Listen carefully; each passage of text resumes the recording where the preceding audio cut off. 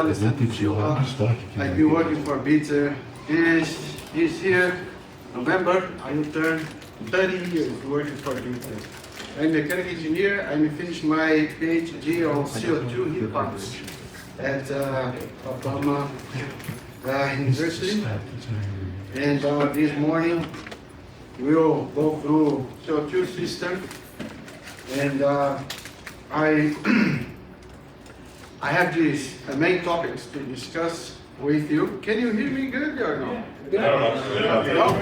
Good? Okay. No? No. No. No.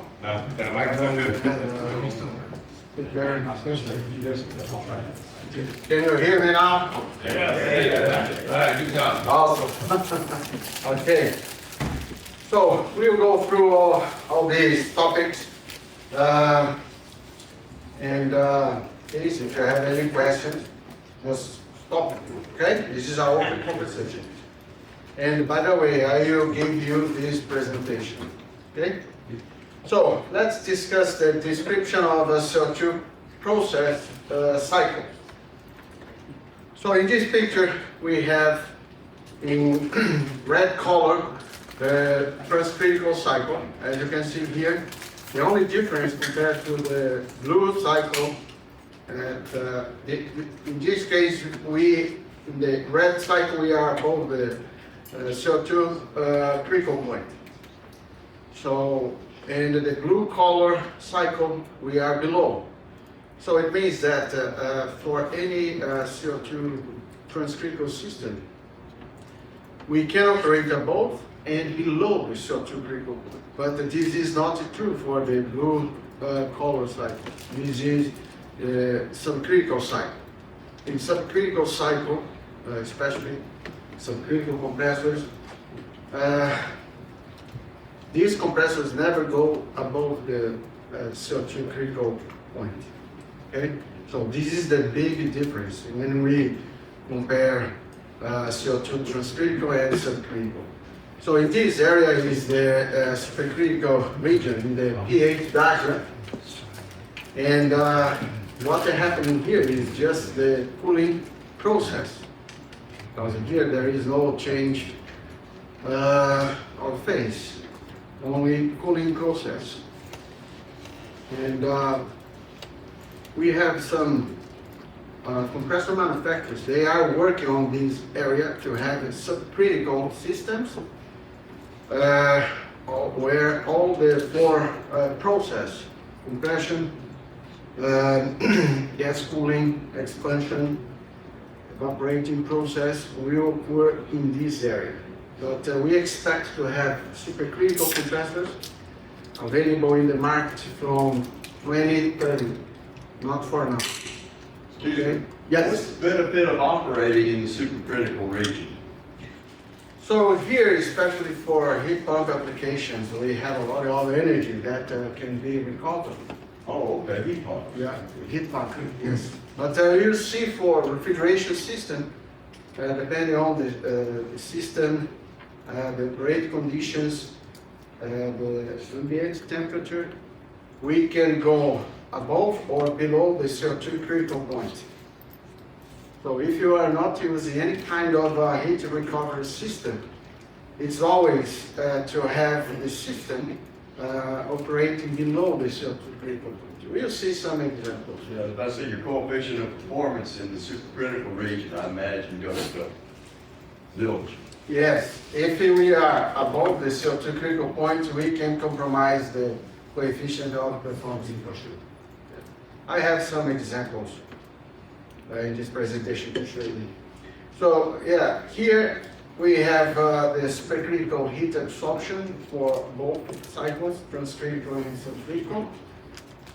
We have for the subcritical cycle, the supercritical condensing. And for the transcritical cycle, we have a supercritical gas cooling. As I told you before, there is no phase change between these points 2 and 4.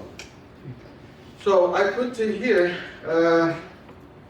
the two cycles, subcritical process, transcritical process. So here, as I told you, we never go above this critical point. But we need another cooling loop to cool the CO2 under these conditions. If you look at the transcritical cycle, here we have only above the critical point cooling process in this part of the system. And from this point to this point, so here is the expansion. And most applications, most transcritical system applications, we have a double expansion. We'll see denominator properties. And a transcritical system can operate in subcritical operations, depending on the ambient conditions.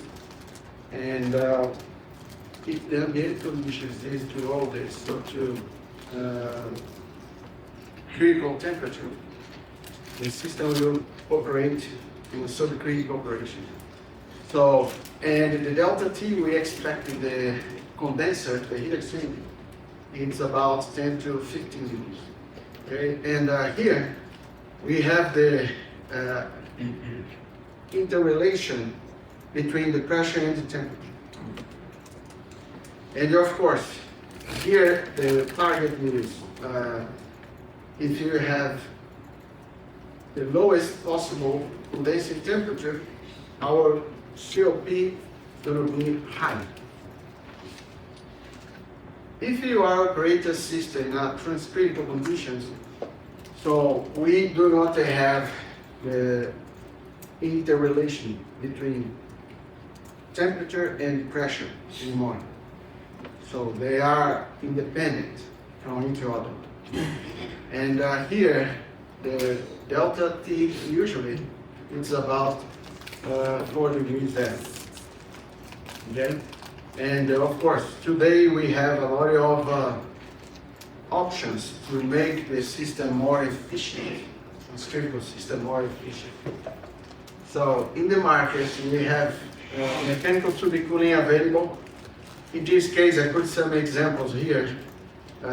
We can operate with an independent condensing unit using a very low DWT refrigerant or even natural refrigerant. We have a lot of R29 condensing units with a very low refrigerant charge in this condensing unit just to subcool the CO2 after the gas cooler.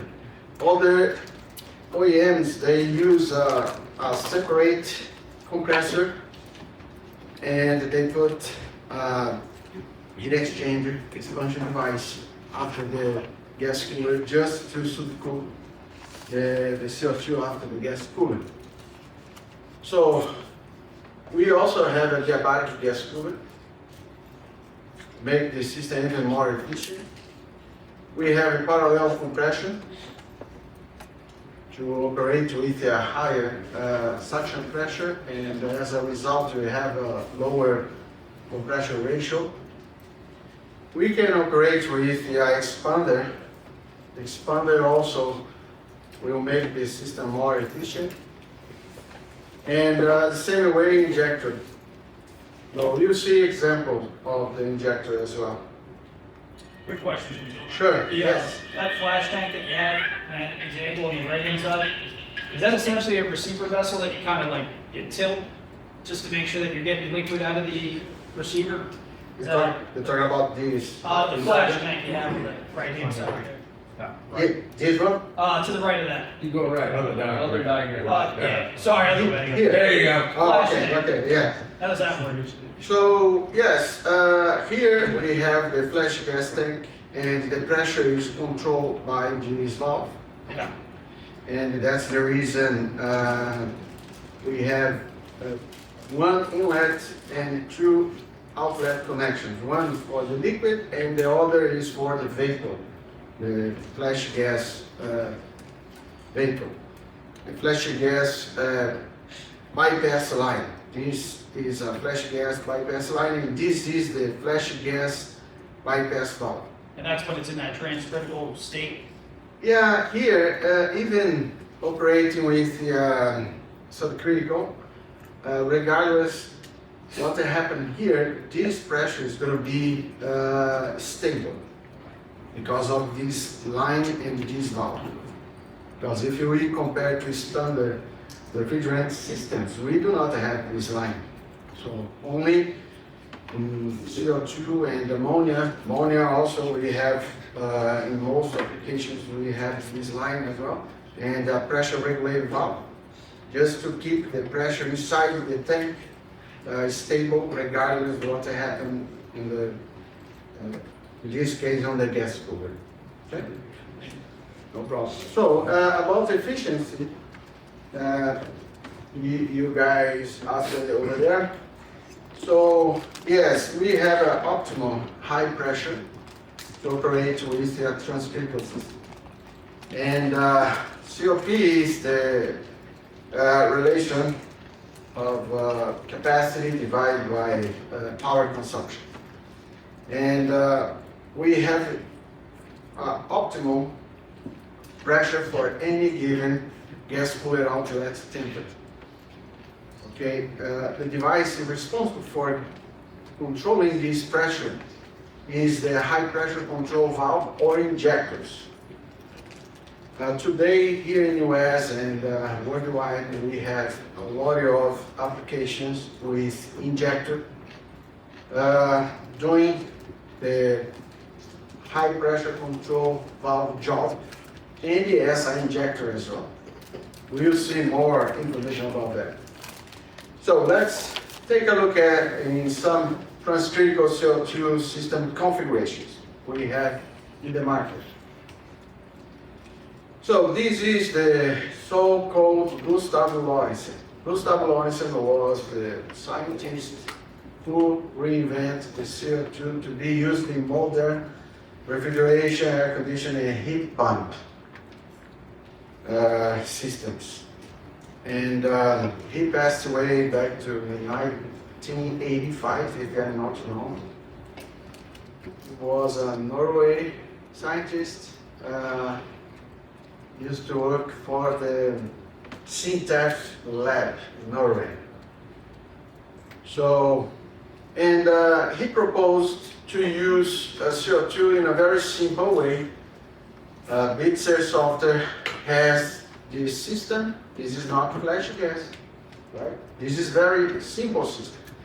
In this case, the high pressure control valve is doing two jobs here. First is controlling the gas cooler pressure and also the mass flow to the evaporator. So this kind of system, if you have a small system or a smaller system, it's not a big deal to control these two things here with this valve. For example, vending machine refrigeration systems. Normally here, we use capillary tubes. It's not a big deal. But once we have a large system, this is not the most preferred system. So many folks like the flash gas bypass system. And in this case, we have a tank named flash gas tank with that flash gas bypass valve. But now we have a high pressure control valve just to control the gas cooler pressure, and we have another expansion device to control the evaporator, the refrigerant mass flow. And of course we have a third valve to control the flash gas mass flow rate from the tank to, in this case, we are connected here correct to the suction line of the compressor. But we have different ways to handle this flash gas mass flow rate. So here is an example of a cascade system. So as you can see here, we have at the high stage CO₂, DX evaporators. And also in the low temp stage, we have CO2. So only few folks love this kind of system because they in their opinion, they think that it's much better to handle the oil return. And if one system fails, this will not compromise the other system. That's fine. This is the booster system. This is what we have most installed everywhere, especially here in US. So here is different compared to cascade because here the discharge of the low temp stage is connected direct to the suction of the high stage. But here we also have the famous flash gas line that is also connected here in the suction of the high stage system, and also the suction line from the medium temp evaporator. So we have three lines connect here in the suction line of the high temp stage. So this is the famous booster system. So bear in mind that we always recommend to control the discharge gas temperature from the low temp stage, especially if our load requirements here is low and here is high. It means that we expect this compressor running for most of the time, and as a result we can send superheated vapor here without having this mixer of lines. And that's the reason the superheater or intercooler is recommended. Some folks, they use liquid injection. That's fine. As long as the temperature here is being controlled, there is no potential risk to compromise the medium temp or the high temp stage. Do you have to have both? You have to have a medium temp and a low temp load? Yeah, in this case we can have both. We can have only a low temp load, especially for here in the US we have a lot of applications with DX or flooded evaporators only for low temp. Yes. And no medium temp loads. Yeah. But the configuration is also in booster. So here, the only difference, as you can see here, compared to the previous example is this one, booster system. And now we add another suction group. In this case, the parallel compression stage. Of course, this is only a simplified diagram, and I put just one compressor here for the parallel compression stage. But imagine large system with multiple of these compressors. What this compressor group does? This group takes care of the flash gas from the receiver. Because here we can operate with a higher suction pressure, and as a result, with a lower pressure ratio. So all the flash gas, of course, will be delivered to this compressor from the receiver. But of course, at part load operations, the flash gas mass flow rate here can be as low as 3%, depending on the design conditions. This could be very small percentage, and in this way, the parallel compression stage cannot handle, because otherwise we would expect a lot of frequency cycling rate.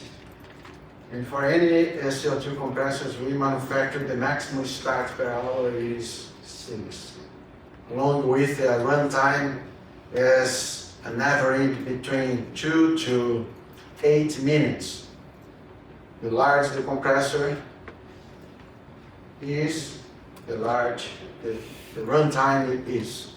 For example, 8-cylinder CO2 compressors with 140 horsepower motor, the minimum runtime is 8 minutes, between 8 to 10 minutes.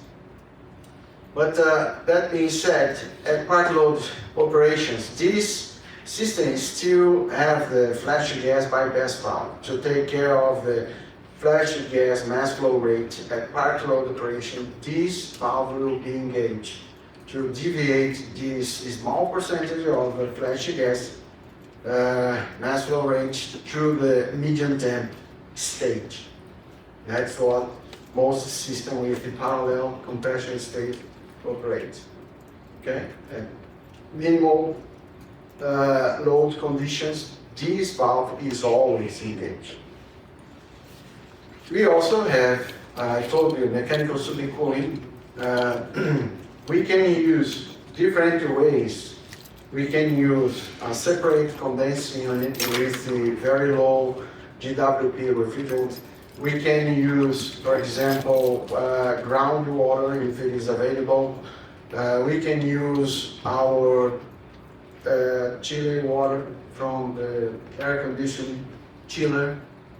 So we can use a separate compressor in the compressor rack just to cool the gas cooler after the CO2 after the gas cooling. So different ways to use mechanical subcooling to increase efficiency. And other than that, we have injectors. Injectors can operate in different ways. We can have low lift or high pressure lift. So here in this case, in low pressure lift, as you can see here, all the medium temp evaporator mass flow is deviated back to the receiver. Okay? In a high pressure lift, is not all the mass flow from the evaporator, but part of this.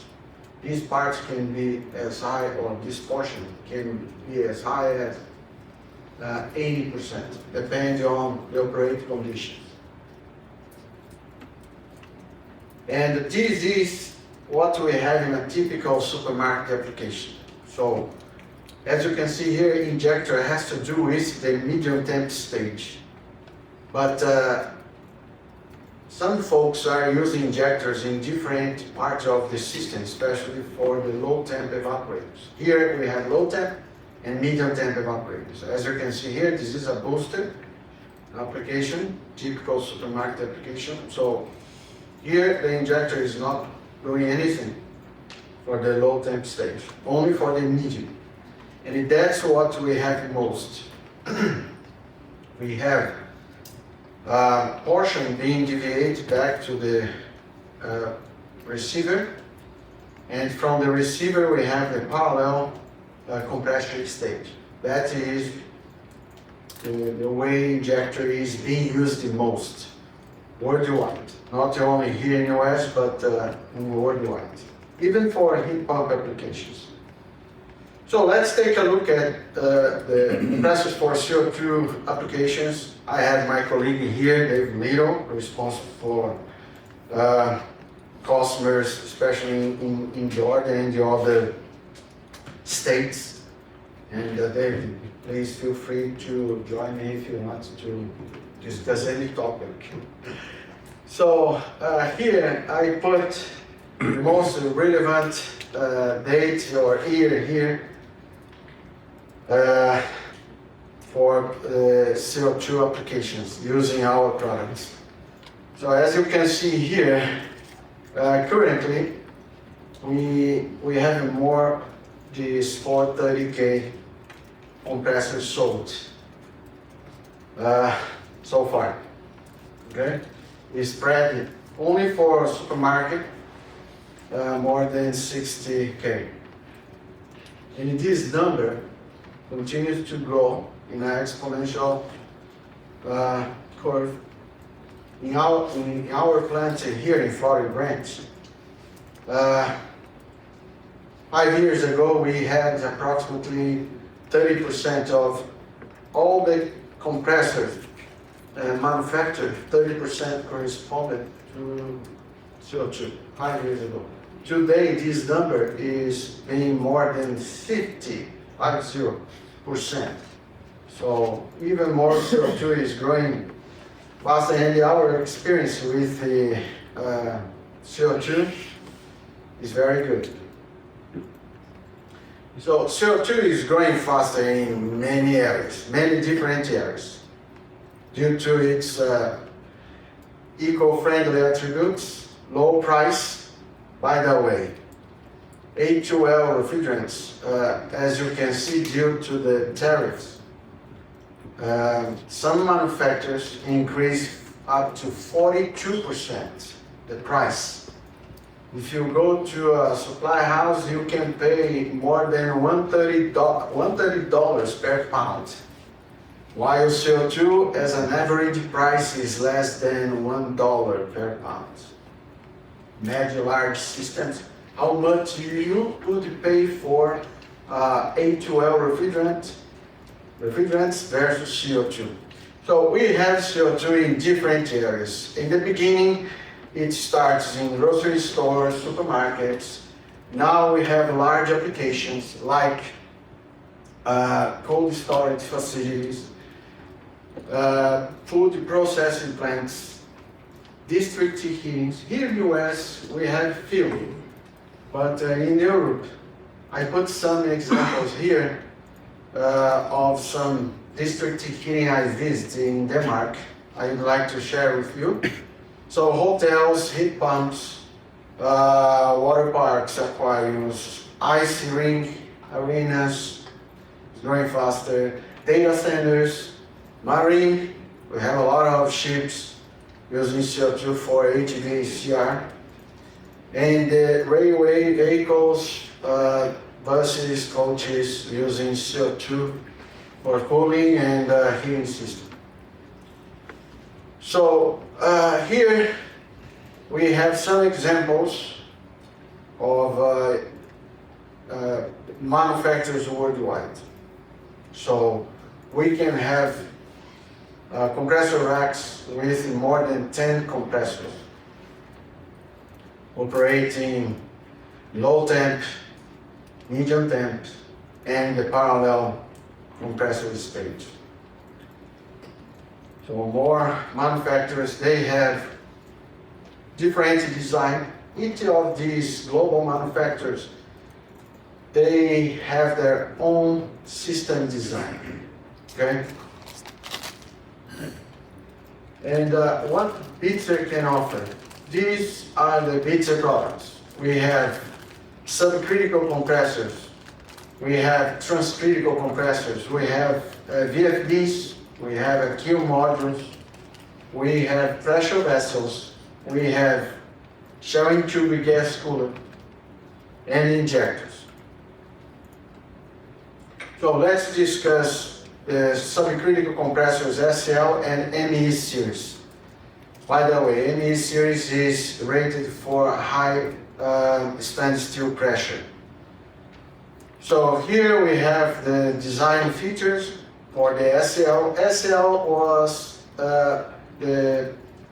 basically the first series BITZER released. And as you can see here, the operating pressure is not that high. This is the pressure rating we have for low pressure and the high pressure side. It's not that high. And that's the reason today, using this series in low temp stage, most folks, they have their own solution to keep the CO2 cool in the system in case of a power outage. Because CO2 can escape from the system in case the system is off cycle for extended period. And if there is any solution to keep the CO2 cool, for example, by using an external condensing unit connect to the flash gas tank to keep the CO2 cool in case of extended period, we expect the pressure relief valves on the low temp state to open.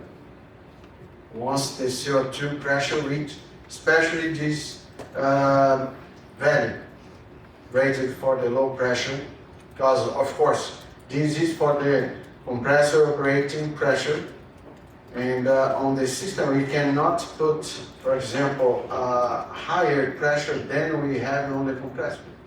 Okay, go ahead. Let me get that again. So you're saying that if the power goes out on your system, the pressures in the whole system builds up, and you have to then pop a relief valve and start flashing Yeah, gas.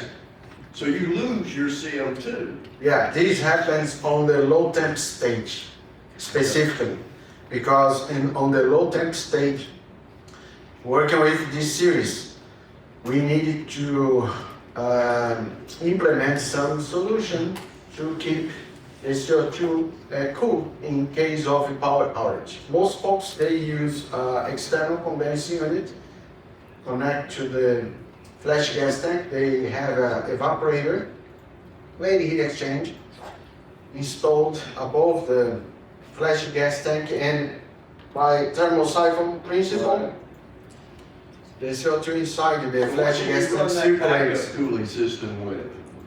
I say again, so What do you run the backup cooling system with? You've already this is gone- independent UPS unit or independent electrical generator. Yes. Second commercial fee.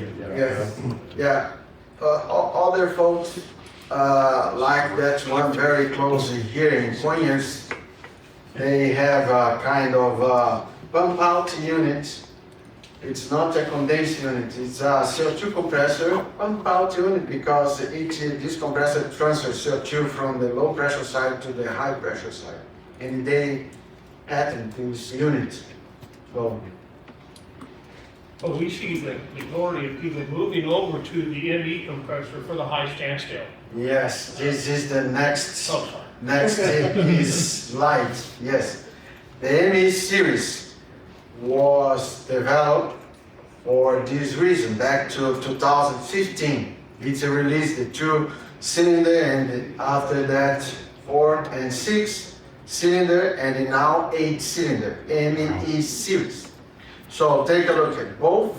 Look, the low pressure side and the high pressure side of the compressor are rated for 1450 PSI. This is equivalent to 100 bar. So, of course, using this series, it requires that all the pipelines and all the components in the low tank stage be rated equivalent to this pressure as well, for example. And this is happening in US. Most end users like Amazon, Walmart, and the others, they are requiring 90 bar on the low pressure stage, approximately 1300 PSI. So everything in the low temp stage needs to be rated for 1300 PSI. Wow. And if you ask, but do you have components? Yes, BITZER has a component, no excuse now, right? Since 2015.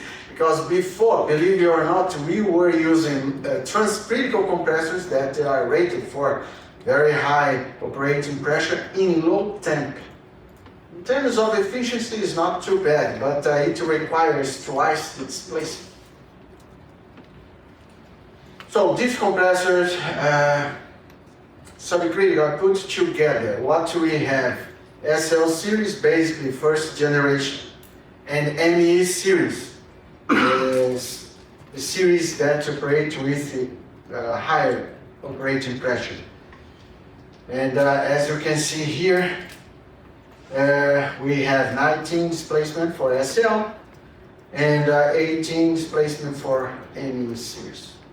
And here in the ME series we have 2, 4, 6, and 8 cylinder that is coming soon. At the end of this year, we expect to have the first units operating in the US.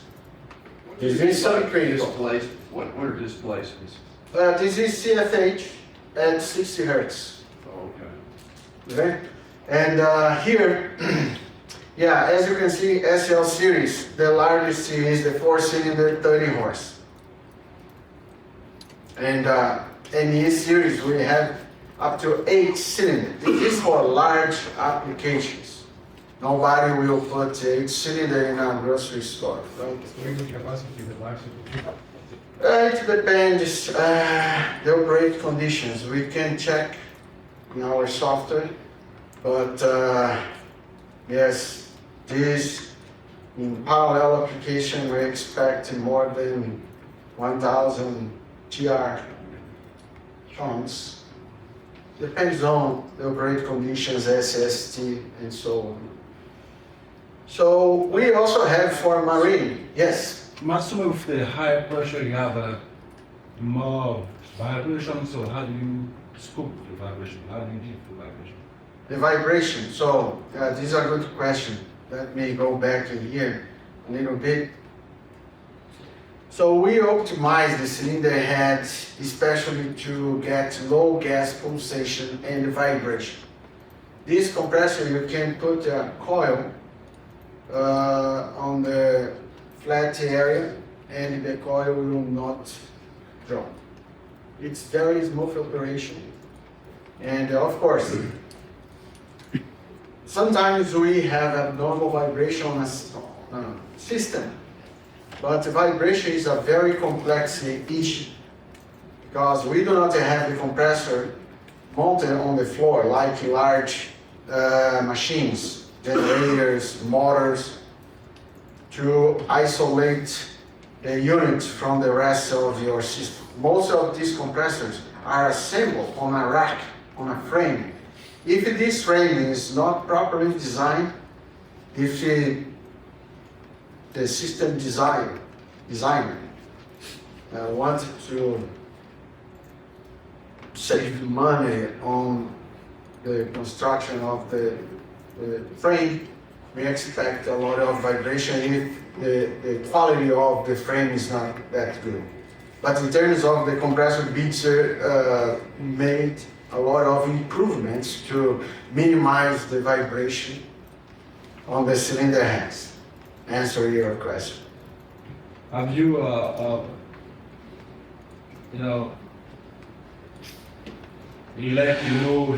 those manufacturers that about the vibration issues, so they don't have, any issue with design, those vibe.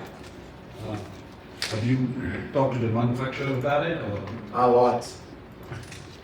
Yes, in most cases we have an expert vibration company. They go to the job site to install all the slow motion cameras to capture the vibration and point out where the problem is.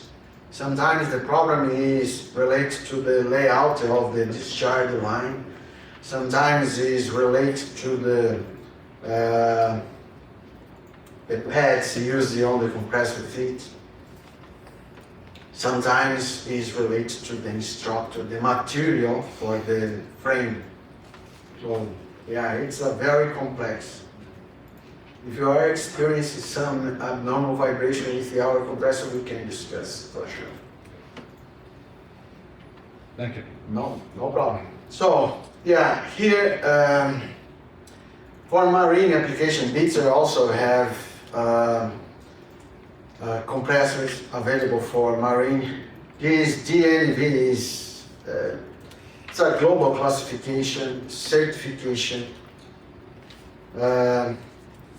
used for marine application. So BITZER also released NE series for marine. And now let's discuss the transcritical compressors.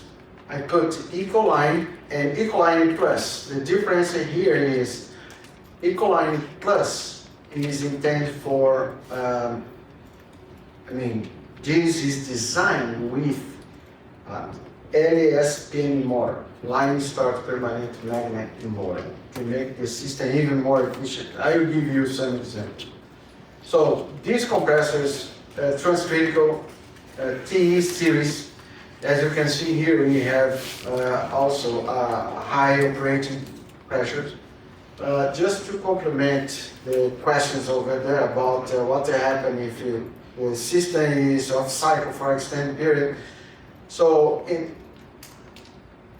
for the the transcritical compressors operate in a medium temp stage or in a parallel stage, nothing happens. Okay, in case of a power outage. But the problem is in the low temp stage. So as you can see here, the operating pressure is very high. So take a look at the high pressure side. 23, 21 psi. This corresponded to 160 bar. So once the system stops running, the discharge pressure starts decreasing, go down. But on the low pressure side, as you know, starts to go up. So these are the TE compressors. So as you can see here, 8 cylinder is already available. We saw 8 cylinder for subcritical applications. Now we have transcritical CO₂ 8 cylinder, especially for large applications. So BITZER has 2, 4, 6, and 8 cylinder for transcritical applications that can operate in a medium temp stage, parallel stage, heat pump applications. Medium to high temp applications, you can use this kind of compressor. I told you that before the ME series, we were using TE series transcritical in low temp. It is possible, yes, it is. But in terms of displacement, it requires twice displacement in low temp compared to the ME series. In terms of efficiency, it's not too bad. But for low temp, we recommend using the ME series, not TE. We also have this TE series available for marine application.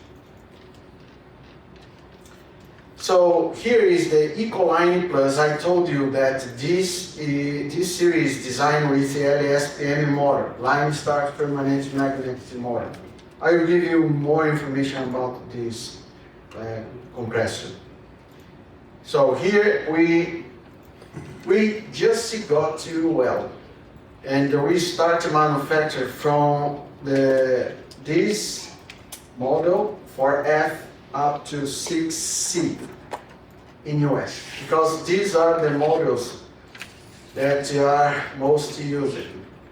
So, and the second part, maybe next year, we start with the smaller models. So from now, we will start from the 4F to the 6C here in US. So we expect to start the production of this compressor very soon. So this is a transcritical. We design with LSPM motor. Where are you manufacturing the compressors at? So BITZER Germany released it first, but here, as you know, everything needs to have UL. That's the reason we were waiting for UL, and finally we got UL. And these numbers of compressors is related to Europe. But here in US, we haven't sold any compressor like that here, because we start the production.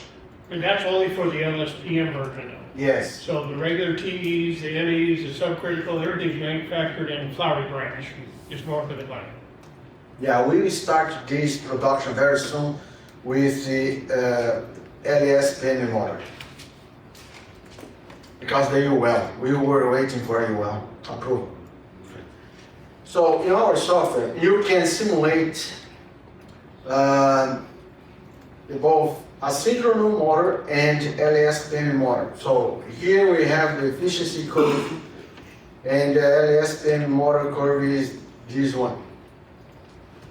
So we can reach as high as 10 to 14% more efficient in favor of LSPM motor.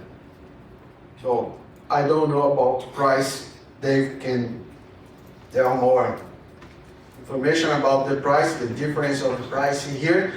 But in terms of efficiency, the LSPM motor is much more efficient. Dave, do you want to comment about the price? The percentage is 14% as well, more expensive. We don't even have a price established for that in the US yet. Okay. So, and also we have Ecoline Plus LSPM motor available for marine applications. So let's see the details, design features for the 8-cylinder. This is the largest we have so far. The motor is, in terms of horsepower, is rated for 140 horsepower, 8-cylinder. So we have this module, IQ module, that from next year, not only CO2 compressors, but the non-CO2 compressors will come as a standard delivery with this module. This module can track the compressor operating data. We can have data visualization. We can see all the alarms. And the communication, we use software named BEST2, and we can use our smartphone, computers, tablet to communicate via Bluetooth or cable to pull all the data from this module. And this compressor can operate no less than 50% because the horsepower of the motor. It's very difficult to go below 50 because otherwise we can compromise the motor fully. So here I put all the model numbers we have. Here is the displacement, and here is a comparison with our largest 6-cylinder. It provides almost 3 times displacement.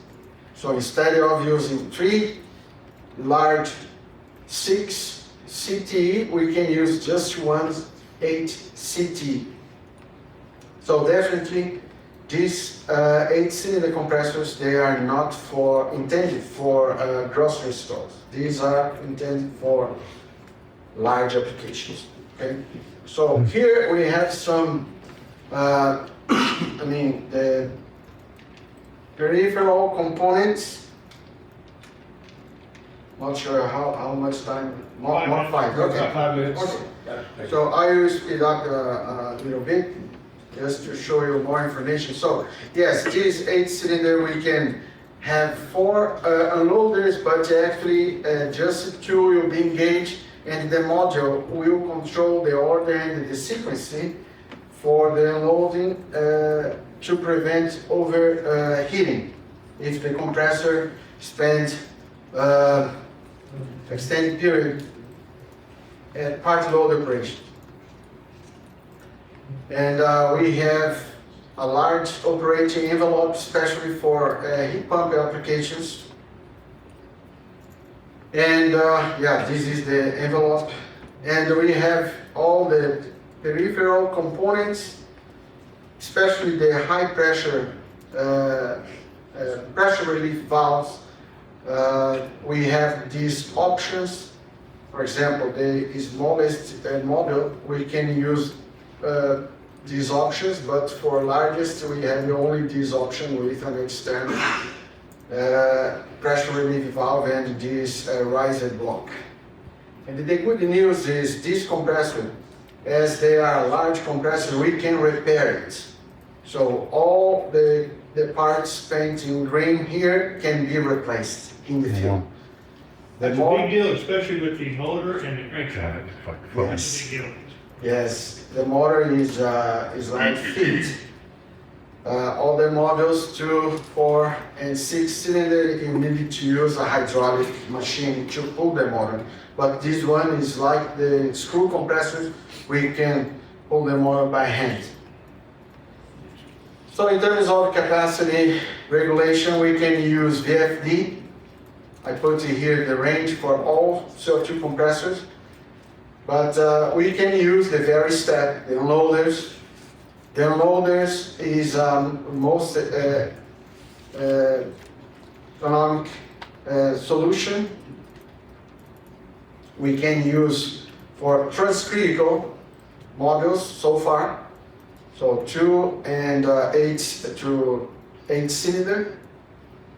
And I put here the minimal and maximal capacity for 4, 6, and 8 cylinder. So this is an alternative, cost-effective solution, alternative to VFDs, especially for the large compressors.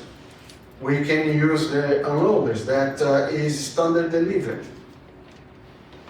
to the compressor. So there, yes. Question for you, because I know we're short on time. Not so much a compressor question, but back to the system design. Okay. At the beginning. You mentioned like the district cooling projects, and this was like large central plants. Yeah, I had some pictures here. Yeah, well, I was curious of the system diagrams from the beginning, like what type of system are you seeing? Yeah, I will show you in a minute. It's mostly use injectors in high pressure lift having a parallel compressor stage. Yeah, I have some pictures here. I speed up a little bit. These are the injectors we have available, 7 models, and the good news is they are designed with the variable geometry. They are not fixed geometry. Okay, and yeah, we can use injector as an injector. We can deviate the flash gas, the mass flow from the evaporator back to the injector and back to the pressure, the flash gas tank, as you can see here. Okay, and if you operate the injector as a high pressure control valve, we can also do that. So in this case, this port is closed, and this is the same way the high pressure control valve works. So we have some manufacturer here in US, they are using injectors to replace high pressure control valve. So yeah, this is exactly the way the high pressure control valves work. So let's take a look at the large system, CO₂ refrigeration system, large applications. So take a look at this. Is a meat processing plant.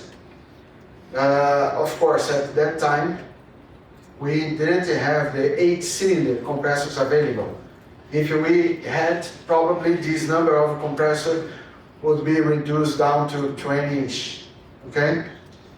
This is this is a pizza production plant, okay? This is for spiral and spiral cooler and spiral freezer. This is in California. Typical ammonia system, but the end user decided using CO₂. Ice rink applications, more and more arenas are replacing the old ammonia system using brine or even HFC refrigerants in favor of CO₂. Cold storage facilities, take a look at this. And if you are interested, next month, June 11 to 12, there will be a atmosphere example, and I will give a case study about this cold storage facility. It's going to be in Atlanta downtown. If you go in Google and put there atmosphere event, Atlanta, you see all the agenda. It's going to be June 11 to 12. Heat pump. So here to respond to your question, last year, I went to Juventa in October in Nuremberg in Germany, and I took the advantage of this trip and combined with the job site visiting in several district heating. They are phasing out all the boilers powered by natural gas in favor of heat pump. And here, it's amazing. You can see, this is the heating capacity. This is air to water. So this outside the job site is not the gas cooler. This is the evaporators to extract heat. And inside the compressor rack, we have the gas cooler to heat to water, designed in plain heat exchangers. So this is with 6 megawatts. Can you believe that? I put in the number of compressors here.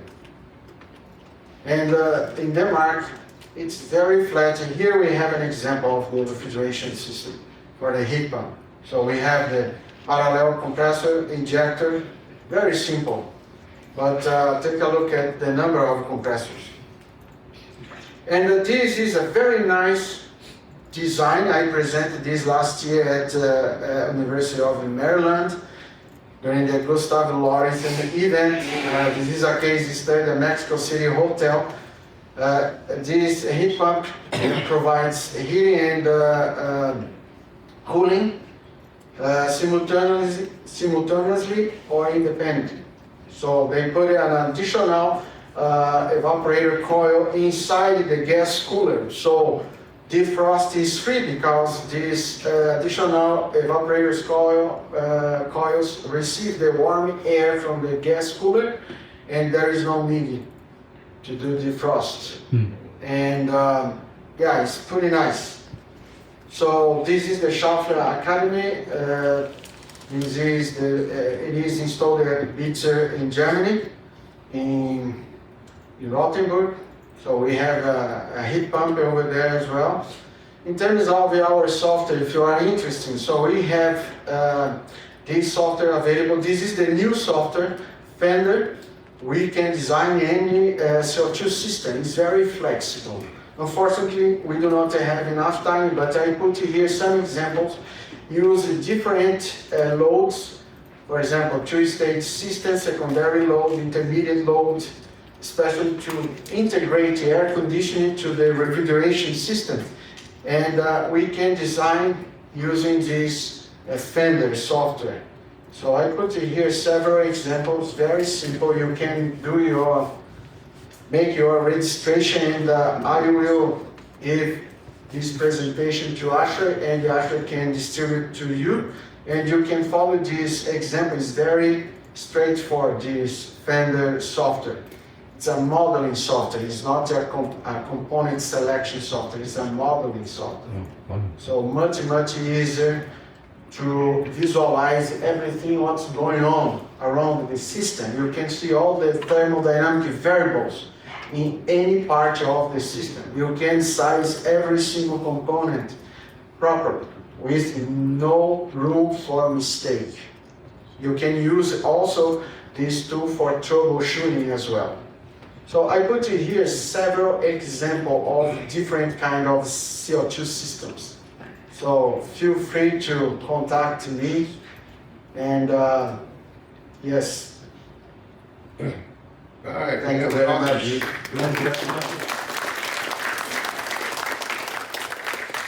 Thank you, Alessandro. We'll take just 2 or 3 minutes for people to use the restroom and get the next speaker set up, and we'll get started back. Appreciate it. Thank you.